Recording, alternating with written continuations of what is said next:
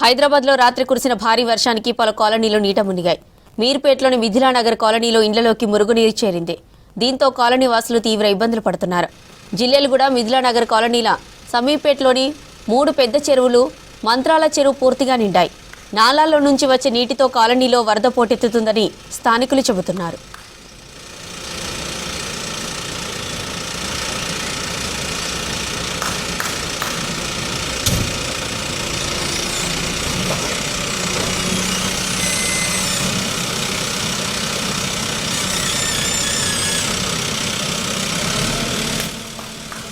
హైదరాబాద్లో రాత్రి కురిసిన భారీ వర్షానికి పలు కాలనీలు నీట మునిగాయి.